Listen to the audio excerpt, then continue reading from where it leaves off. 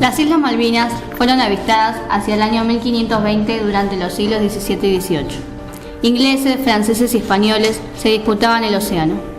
Al producirse la Revolución de Mayo en 1810, las islas que estaban en manos del Imperio Español quedaron bajo el control de Buenos Aires, que ya había derrotado a los ingleses en las invasiones de 1806 y 1807. Durante los primeros gobiernos patrios, las islas no tenían prioridad para el gobierno de la Revolución. Estaban más preocupados por consolidar el territorio continental. En 1833 se produce la ocupación de las islas por parte del Imperio Británico. Los gobiernos de esa época no le reclamaban firmemente a Inglaterra porque eran los principales socios comerciales de la clase alta. Recién para 1966 se produce un hecho simbólico que instala la idea de recuperar las islas por parte del pueblo. El 24 de marzo de 1976 se produce el último golpe militar que instala el terrorismo de Estado para disciplinar a la sociedad. En los primeros años la dictadura ejecuta su plan, pero la resistencia popular se hace cada vez mayor. El Mundial de 1978 oxigena al gobierno militar.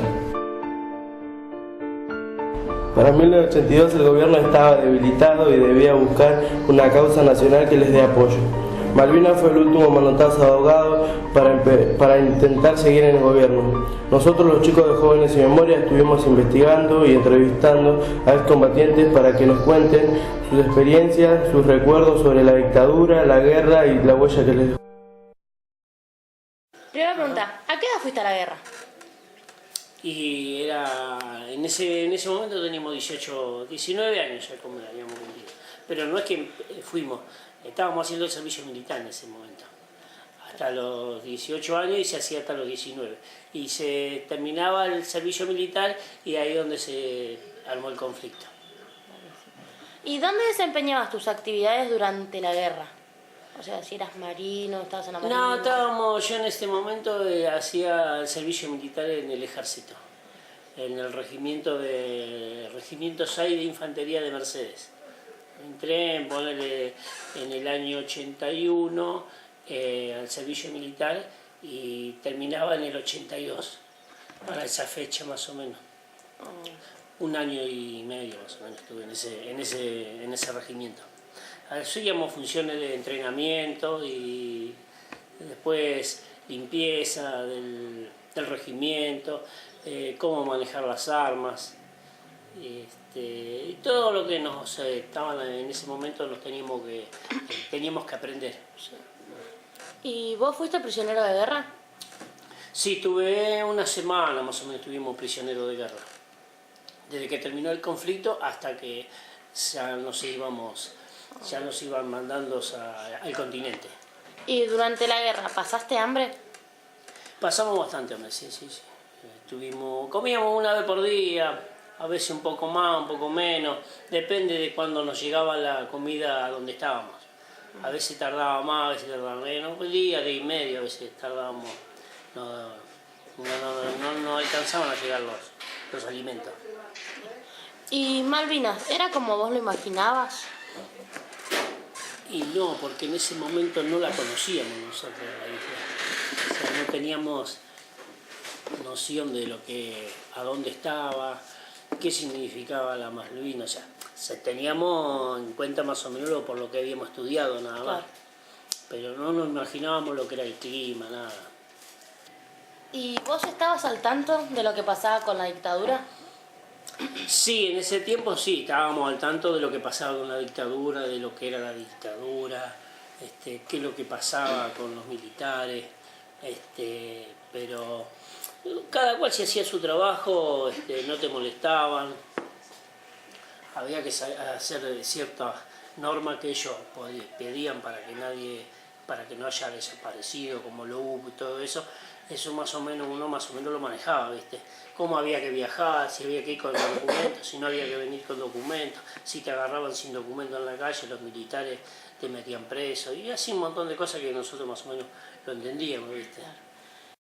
¿Te parece que el servicio militar sirvió de algo? ¿Hacerlo?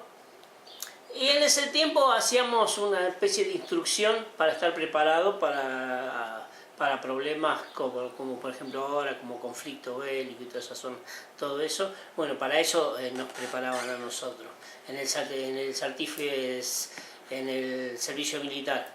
Pero es muy poco la instrucción que tuvimos.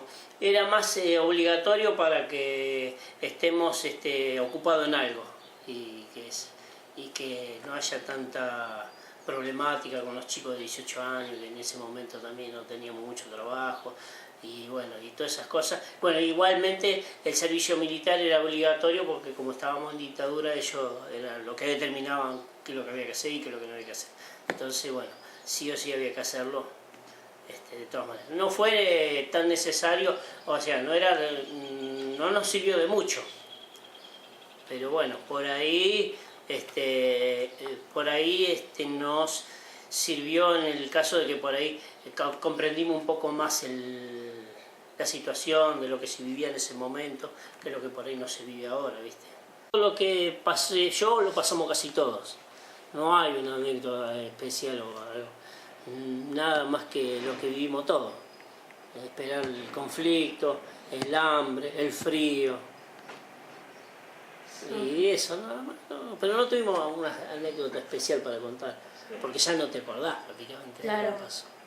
Lo único que te acordás cuando terminó la guerra, que es lo más importante, que cuando terminó la guerra y que es donde bombardeaban el pueblo, y ahí sí vimos muchos muertos en el pueblo, donde ya algunos estaban hasta despedazados los cuerpos. Y bueno, eso nada más. Bueno, Eso nada más. muchas gracias. Con lo que investigamos, nos dimos cuenta que la dictadura solo sirvió para causar muertes y empobrecer al país.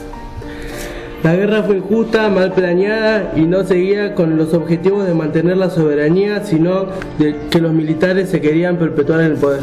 El servicio militar era obligatorio, pero no preparaba para la guerra, sino para ser esclavo, mano de obra barata, servicio doméstico de los oficiales. Los excombatientes fueron víctimas del terrorismo de Estado, no héroes, como se lo nombran habitualmente.